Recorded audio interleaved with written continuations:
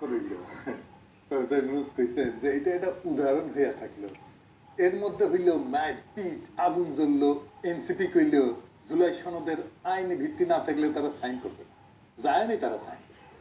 আরো কয়েকটা political party sign করেনি, তাদের যুক্তি আবার ভিন্ন। সেটা হইতেছে যে জুলাই সনদের মুক্তিযুদ্ধের চেতনায় যথেষ্ট আর কি কম, তাই তারা সাইন করবে না। সবাই সাইন করলে কি হইতো? তার আগে আসেন একটু দেখে নেই কারা কারা এইখানে ছিল। মঞ্চে ছিল রাজনৈতিক দলগুলো, আর নিচে বসেছিল বাংলাদেশের মন্ত্রী আর এলিটেরা। এইখানে সাধারণ কোনো মানুষ ছিল না, ছিল অসাধারণ সব মানুষ, পুরো নিরাপত্তার চাদরে মুড়ে কিছু পলিটিক্যাল এলিটরা আর কিছু ধান্দাবাজ। সাধারণ মানুষ কিছু গেছিল, তাদের তুলে দেওয়া হয়েছে।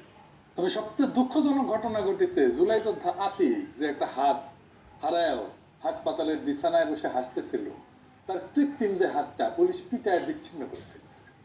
তো এই জুলাই সনদ যে এনসিপি সাইন করলো না, তাতে কি হবে? রাজনীতিতে ক্ষতি বৃদ্ধি কি হবে? আসেন এটা একটু বুঝে দিই। আপনারা জানেন যে এই ঐক্যমত কমিশনের এই পুরো কাজটায় আমার কোনো উৎসাহ ছিল প্রথম থেকে।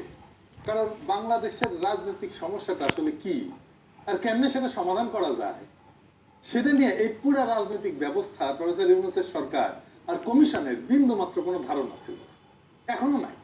প্রবলেমটাই বোঝেনি, সমস্যাটাই বোঝেনি যে সমস্যাটা কোথায়। তাই বলছি যে হবে এটা সাইন করবে। এখন অনেকে কইতে পারেন যে এটা যেন সাইন করে এনসিপি, সেটা তো আপনিও চাইছিলেন।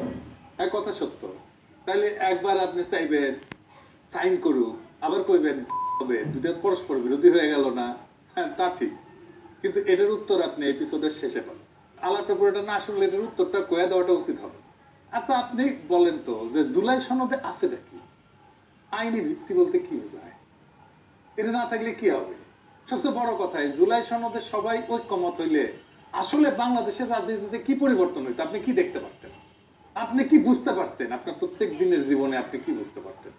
আপনি একটা ইউনিভার্সিটির কোর্স করলেও তো আগে কোর্সের অবজেক্টিভ দেখেন যে এই কোর্স করিলে আপনি এই করিতে পারিবেন, এই বুঝিতে পারিবেন, এই জানিতে পারিবেন, কোর্স শেষ করিলে, কয় না?